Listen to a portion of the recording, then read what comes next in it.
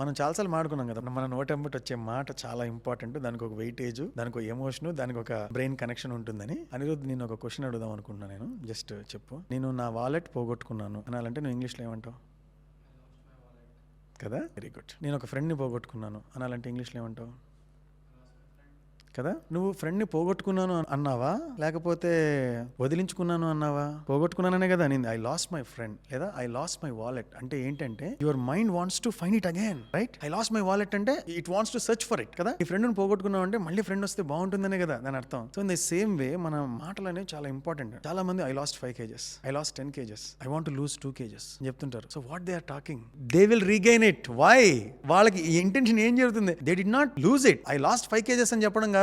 I last అంటే నేను 5 కిలోల బరువు కోల్పోయాను అన్నట్టు, అది కాదు కదా. We have to say I released 5 kgs, I release 2 kgs. ఈ రిలీజ్డ్ అనే పదంలో మళ్ళీ వెనకుందా? Release, it is like go, don't come, right? చాలా మంది తగ్గుతారు మళ్ళీ గెయిన్ అవుతారు. ఎందుకు? The language is very important. I lost 5 kilos అంటే oh you lost it, I am so sorry, my condolences to you అన్నట్టు ఉంటుంది అది. So it is not losing weight. Losing means కోల్పోవడం అంటే బాధ మళ్ళీ రావాలని కోరుకోవడం. Release, I released 5 kgs this month. ఆ మాటలో చూడు, మళ్ళీ జీవితంలో వెనక్కి రావద్దు నా దగ్గరికి అన్నట్టే ఉందా లేదా అది? సో మనం మాట్లాడే భాష చాలా ఇంపార్టెంట్, నేను చాలాసార్లు అనుకున్నాం కదా. So one among them is this.